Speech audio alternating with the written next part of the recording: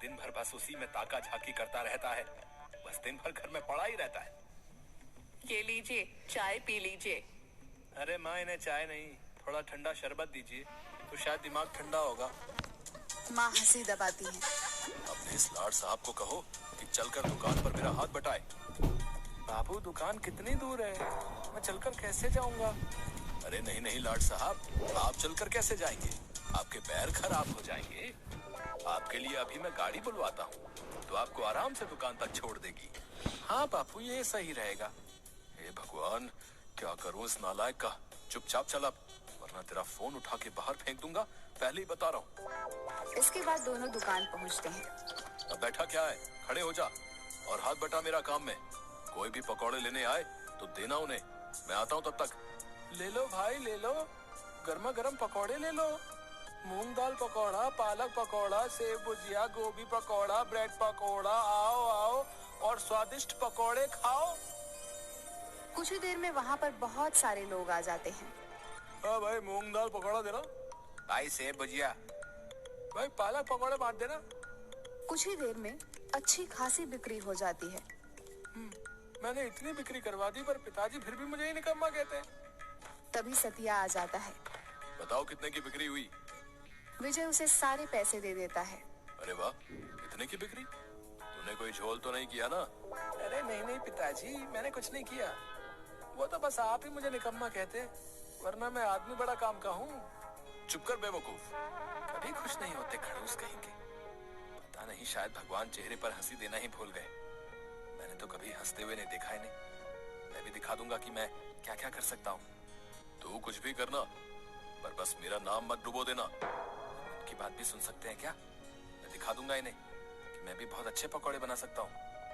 आंखें बंद करके भी पकौड़े बना सकता हूँ। फिर विजय बिना देखे ही पकौड़े के घोल में मसाले डालना शुरू करता है। ये है विजय के पकौड़े, ओहो ओहो, ये है छन के पकौड़े। कुछ देर के बाद एक आदमी आता है। भाई पकौड़े देना। हाँ भाई, मेरे स्पेशल वाले पकौड़े खाओ और बताओ कैसे बने।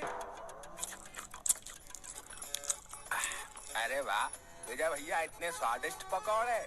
ये तो सतिया चाचा के हाथ के पकौड़े से भी ज्यादा स्वादिष्ट है। सुना पिताजी, आपके अलावा सब मेरी कदर करते हैं, मैं निकम्मा नहीं हूँ। आज दुकान में अच्छी खासी बिक्री हो जाती है। दोनों घर पहुँचते हैं। अगले दिन फिर सतिया विजय को दुकान लेकर जाता है। विजय, जाओ और जाकर कल से भी ज्यादा स्वादिष्ट पकौड़े बनाना। अब तो मानते हो ना कि मैं आपसे भी अच्छे पकौड़े बनाता हूँ। तभी वहाँ पर एक अत्यंत ही मोटा आदमी आ जाता है। अरे पिताजी, इसे देखकर लग रहा था कि ये खाने का तो बहुत शौकीन है, पर जाने कितने दिनों से उसे खाना नसीब नहीं हुआ। भाई आज तो मैं बहुत ही खाऊंगा, बहुत दिनों से स्वादिष्ट खाना नहीं खाया। क्यों भाई, भाभी ने खाना देने से मना कर दिया क्या है? अरे भाई पूछो ही मत, आज मेरी बीवी मायके चले गई है, कुछ दिन वहीं रहेगी। वो कहती है मैं मोटा हो गया हूँ, तो मुझे बस घास फूस ही खिलाती रहती है। अब बताओ मैं क्या मोटा हो गया हूँ? अरे नहीं नहीं भाई, तुम कहाँ मोटे दिखते हो। वो तो हर पत्नी को अपनी पति में कुछ ना कुछ बुराई दिखती ही रहती है, हैं? आज मेरे पास 2 खुशी से खाने के कारण हैं। क्या क्या कारण है? अरे पहले तो ये कि मेरी बीवी मायके चली गई है और कुछ दिन वहीं रहेगी, और दूसरा ये कि मैं बहुत दिनों से स्वादिष्ट खाना नहीं खाया हूँ। तुम सब तो जानते ही हो कि मैं खाने का कितना शौकीन हूँ। वहाँ बैठे सब हंसने लगते हैं। अरे विजय, जल्दी से कुछ ना कुछ खाने के लिए लेकर आओ। हाँ हाँ काका, आपके लिए मैं अपने हाथों से कुछ बनाकर लेकर आऊंगा। अरे विजय, जल्दी लेकर आना और थोड़ा ज्यादा बनाना। अरे भाई, जब तक तुम ये खाओ। अरे बाप रे, यहाँ तो इतने सारे मसाले हैं, इनमें से कौन सा मसाला डालना है और कौन सा नहीं, ये तो मुझे समझ ही नहीं आ रहा है। अब मैं क्या करूं? एक काम करता हूँ, मैं फिर आंख बंद करके पकौड़े बनाता हूँ। वैसे भी आंख खोलकर तो सभी बना लेते हैं, आंख बंद करके काम करना भी कला है। फिर से जो मसाला हाथ में आ गया वह डाल देता है और फिर जल्दी से पकौड़े उस मोटे आदमी को परोस देता है। वह उन पकौड़ों को खाकर कुर्सी से उठता है। विजय उसे देखकर डर जाता है। हे भगवान, पता नहीं पकौड़े कैसे बने होंगे, कहीं बेस्वाद तो नहीं हो गए। प्रभु रक्षा करना, नहीं तो एक तरफ ये मोटा और दूसरी तरफ मेरा हिटलर बाप, दोनों मेरी चटनी बनाकर पकौड़े के साथ मुझे खाएंगे। अरे वाह, तुमने क्या स्वादिष्ट पकौड़े बनाए हैं। इतने स्वादिष्ट पकौड़े तो मैंने कभी नहीं खाए। अभी तो मैंने कुछ खाया ही नहीं। लाओ लाओ और लाओ। जा और लेकर आ। आज फिर से अच्छी कमाई हो जाती है। फिर वे दोनों घर जाते हैं। अरे खुशखबरी है, हमारे शहर में फूड फेस्टिवल आयोजित किया गया है और इस बार तू जाएगा, समझा? मैं पिताजी, मैं क्या करूंगा वहाँ पर?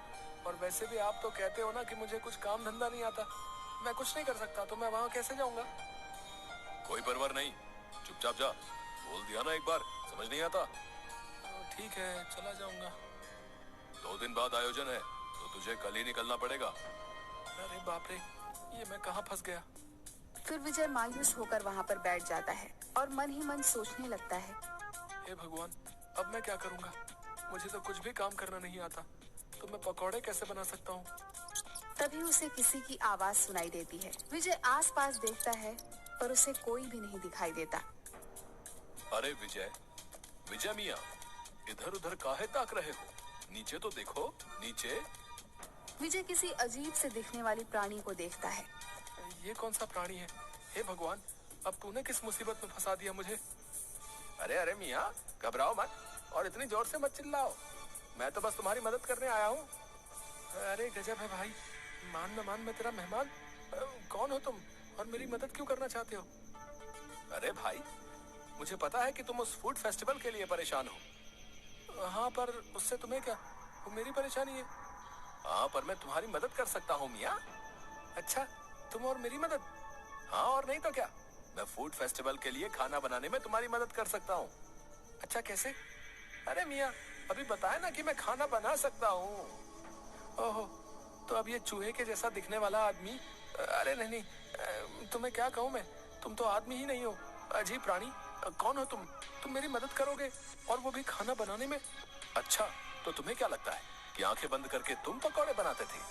बेवकूफ इंसान, आंखें बंद करके कौन काम कर सकता है, और वो भी एक निकम्मा इंसान। बिल्कुल नहीं, वो मैं ही था जो आज तक तुम्हारे पकौड़े बनाते आया हूँ। अच्छा, तुम थे? जी हाँ भाई साहब, वो मेरा ही कमाल था।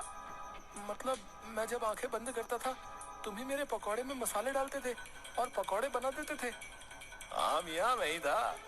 मैं तुम्हारी दुकान के पास से गुजर रहा था, मुझे बहुत ही अच्छी सुगंध ने वहीं रोक लिया, और जब मैं दुकान पर पहुंचा तब तुम्हें आंखें बंद करके पकौड़े बनाते हुए देखा। सच बताऊं तो मैं बहुत ही हंसा, पर फिर मैंने तुम्हारी मदद कर दी। अच्छा, तभी मैं सोचूं कि मैं ऐसा कैसे कर सकता हूँ। अच्छा छुटुंगी, तुम तो बड़े कमाल के निकले यार। तुम्हारा नाम क्या है छुटंगी? प्रेम नाम है मेरा।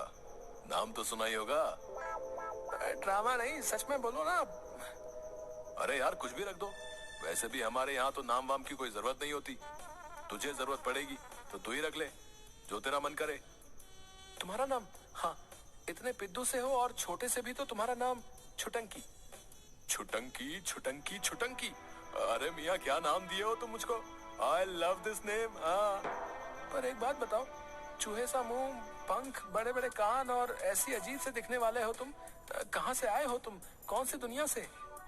मेरी दुनिया अलग है और बहुत दूर भी। हम हर साल यहाँ घूमने के लिए आते हैं, कुछ दिनों में चले जाएंगे।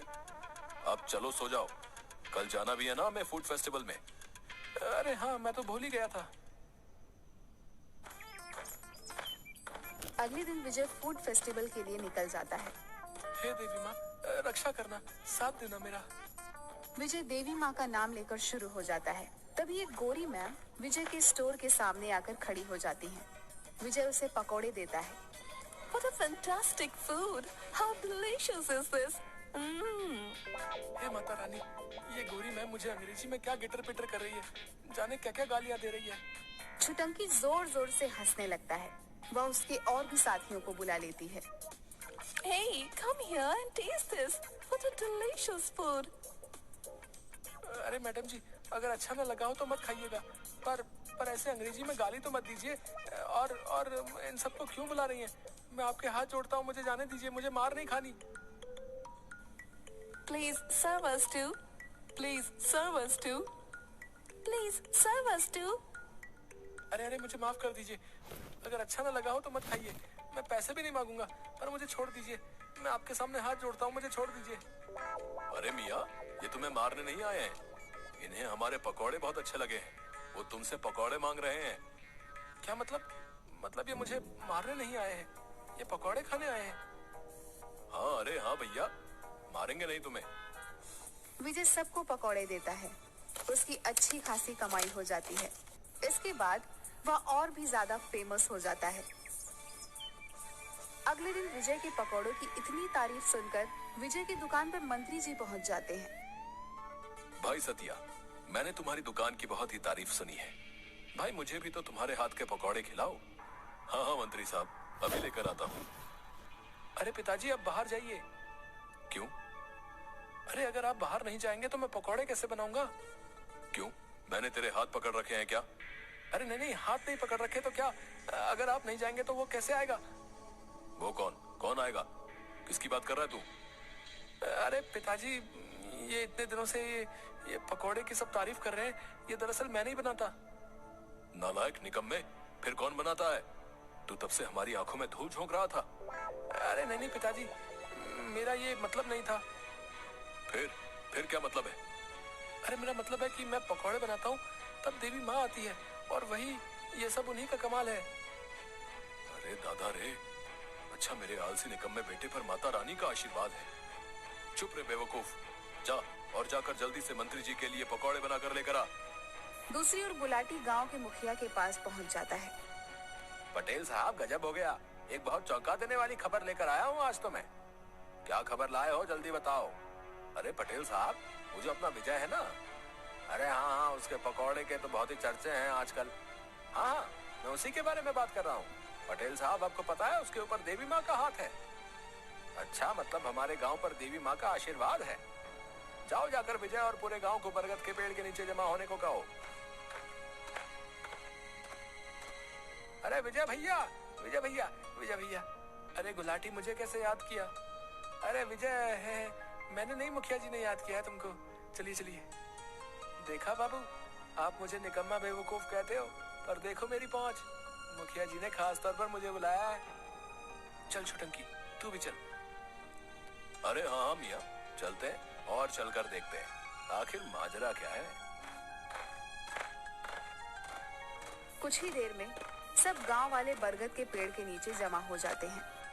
अरे गांव वालों, मुझे अपने सूत्रों से पता चला है कि हमारे गांव पर देवी माँ की कृपा है। देवी माँ की कृपा? हाँ हाँ, देवी माँ की कृपा भाई, हमारे विजय लाल के ऊपर देवी माँ की कृपा है। हाँ हाँ, मैंने अपने कानों से सतिया चाचा और विजय की बात सुनी है। उसने खुद कहा था कि वो जब भी पकौड़े बनाने जाता है उससे पहले देवी माँ के उससे दर्शन होते हैं। अरे पर हम कैसे विश्वास कर लें इस बात पर भैया? हाँ, इसीलिए तो हमने सबको बुलवाया है। अरे बाप रे, ये क्या हुआ? अब मैं उनके लिए देवी माँ को कैसे बुलाऊं? हे भगवान, आप ही रक्षा करना। विजय, साबित कर दो कि तुम्हारे ऊपर देवी माँ की कृपा है, वो तुम्हें दर्शन देती है। अरे पर गुलाटी भाई, परवर कुछ नहीं भाई, तुम्हें देवी माँ को बुलाना ही होगा। अरे छुटंकी, अब मैं क्या करूं? अरे मियाँ, बुलाओ अब देवी माँ को। वैसे भी तुम दिन भर देवी माँ करते रहते हो, बुलाओ बुलाओ। हाँ हाँ, उड़ा लो, मेरा मजाक उड़ा लो तुम भी अब। हे देवी माँ, बचा लेना मुझे। हे देवी माँ, दर्शन दो मुझे, दर्शन दो। सभी गांव वाले विजय की तरफ गौर से देखते हैं। अरे कहाँ है देवी माँ, कब आएंगी और कितना इंतजार करवाएंगी देवी माँ? हाँ देवी माँ, इतना वक्त क्यों लग रहा है? अरे देवी माँ तुम्हारे जैसे फुर्सत में थोड़ी रहती है, उन्हें और भी बहुत सारे काम होते हैं, सब्र करो। छुटंकी, अब तू ही कुछ रास्ता बता, मैं क्या करूं? छुटंकी विजय के कानों में कुछ फुसफुसा कर आता है। अरे देवी माँ, आप आ गई? हाँ। अरे हमें तो नहीं दिख रही देवी माँ, कहाँ है? अरे कहाँ है देवी माँ? एक काम करता हूँ, मैं भी यही दिखाता हूँ कि मुझे भी दिख रही है माँ। अरे तुम जैसे पापियों को देवी माँ दर्शन नहीं देंगी, पापी कहीं के। अरे देवी माँ, आपने दर्शन दिए, हम तो धन्य हो गए। अरे ये क्या हुआ? ये गुलाटी, इसे कैसे कुछ भी दिखाई दे रहा है? अरे नहीं नहीं, मैं पापी नहीं हूँ, मुझे भी देवी माँ ने दर्शन दिए भाई। अरे हाँ, मुझे भी देवी माँ दिखाई दे रही है भाई। विजय, तुझ पर तो सच में देवी माँ प्रसन्न है। धीरे धीरे सभी गांव वालों को देवी माँ ने दर्शन दिया।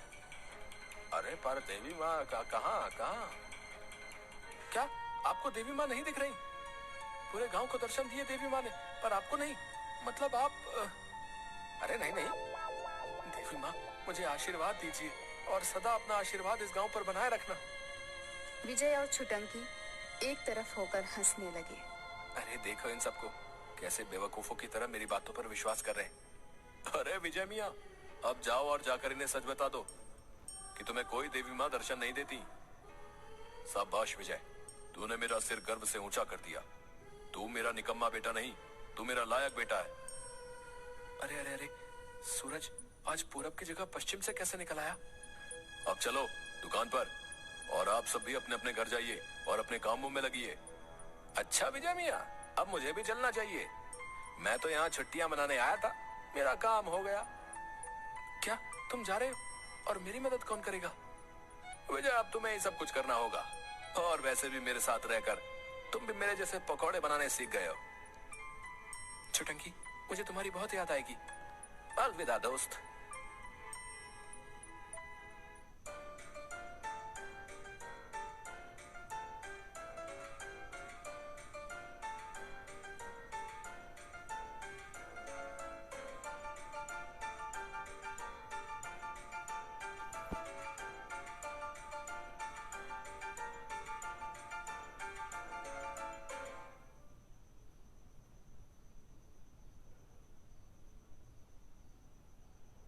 एक बार की बात है, किसी गांव में एक प्रतिष्ठित साधु रहा करता था। वह दिन भर गांव में भिक्षा मांगता था। भिक्षा में उसे तरह तरह के उपहार, वस्त्र और खाद्य सामग्रियां मिलती थी। उन वस्त्रों को बेचकर वह धन इकट्ठा करता था। एक सुबह वह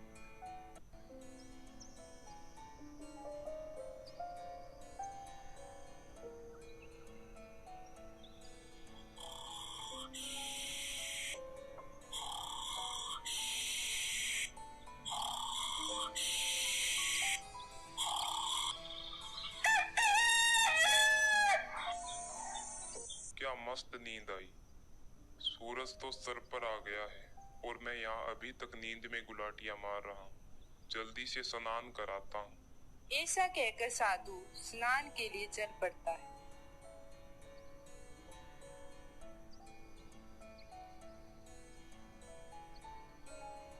अरे साधु महाराज, आपकी सुबह अब हुई है। पूरा गांव अपने अपने काम पर लग गया है और आप अभी भी उबासियां ही ले रहे हैं। साधु होकर कुछ शर्म लिहाज है भी या नहीं, या उन्हें भी बेइज्जती है? अरे भाई, तुम्हारे पास मेरे साथ बहस के अलावा कुछ काम धंधा है भी या नहीं? या मैं ही मिला था तुम्हें सुबह सुबह ज्ञान देने के लिए? हाँ, मेरे पास तो काम है, उसी के लिए जा रहा था। पर आपके पास सोने और भिक्षा मांगने के सिवा और काम नहीं है शायद। अरे जाओ जाओ, अपना काम करो। ठीक है साधु महाराज, चलता हूँ।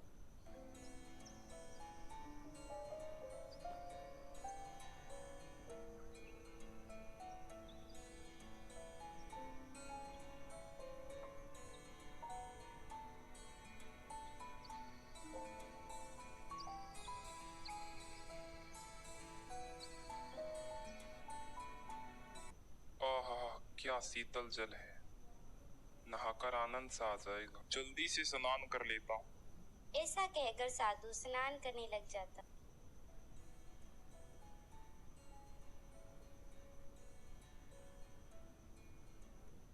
ये अल्लाह भाग्यवान, साधु महाराज भी अपना पाप धोने के लिए आ गए हैं। पर एक तू है कि बिना नहाए कब से हमारा दिमाग चाट रही है। खा खा के सांड जैसी हो गई है। कहीं चोंच पर लगाम लगाओ जी, कहीं ऐसा ना हो कि सुबह सुबह मेरे हाथों कोई कलेश हो जाए। ना ना भाग्यवान, मैं तन्ने थोड़ी कह रहा था।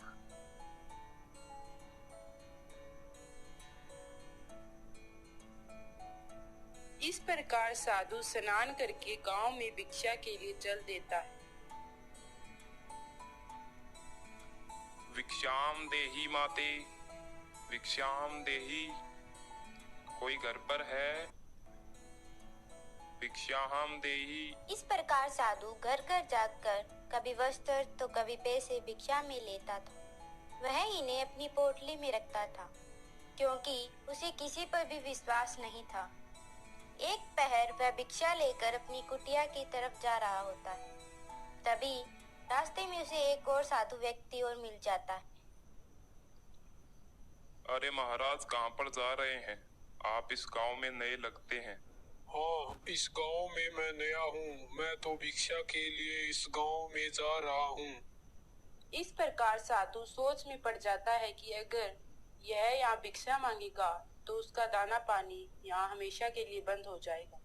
ऐसा सोचकर वह उस साधु से कहता है, अरे महाराज, इस गांव के लोग बहुत खराब हैं। ये लोग साधु को भिक्षा भी नहीं देते और उसका अपमान भी करते हैं। भिक्षा के लिए आपको कोई और गांव की तलाश करनी चाहिए। इस प्रकार साधु जब भी कोई दूसरा व्यक्ति भिक्षा के लिए आता तो उसे भगा देता है। अब धीरे धीरे वस्त्र और उपहारों को बेचकर उसके पास काफी धन हो गया था। वह किसी पर भी विश्वास नहीं करता था, इसलिए वह धन घर रखने की बजाय अपनी पोटली में रखता था। उसी गांव में एक कालू चोर रहता था। उसकी दृष्टि साधु के धन पर थी। वह उसे लूटना चाहता था। इस साधु के पास बहुत धन है। अगर मुझे ये धन मिल जाए तो मैं तो माला माल हो जाऊंगा, पर उसके लिए मुझे कोई गुप्त योजना बनानी होगी। अब चोर साधु को लूटने के लिए एक विद्यार्थी के भेष में साधु के पास जाता है। काफी मन्नत के बाद साधु उसे अपने शिष्य के रूप में स्वीकार कर लेता है। ठीक है, मैं तुम्हें अपने साथ रखने के लिए तैयार हूँ। तुम मेरे साथ यहाँ रह सकते हो। अब धीरे धीरे ठग साधु की खूब सेवा करने लगता है। अब ठग साधु का विश्वास पात्र बन जाता है। एक दिन साधु के पास गांव के अनुष्ठान का आमंत्रण आता है। मेरे शिष्य, आज हमें पास के गांव में अनुष्ठान के लिए जाना है, तो चलो अब हम चलते हैं। ऐसा कहकर वह दोनों गांव में चल पड़ते हैं। रास्ते में नदी देखकर साधु स्नान की सोचता है। पानी तो काफी ठंडा रह रहा। मैं ऐसा करता हूँ, स्नान कर लेता हूँ। उसके बाद हम गांव की तरफ बढ़ेंगे। तुम मेरे वस्त्र और पोटली का ध्यान रखो। ऐसा कहकर साधु तालाब में स्नान के लिए चला जाता। अरे वाह, इसी क्षण का तो इंतजार था। अरे साधु, तू इतने धन का क्या करेगा? ठग पोटली लेकर गायब हो जाता है। अब साधु सर पकड़कर बैठ जाता है।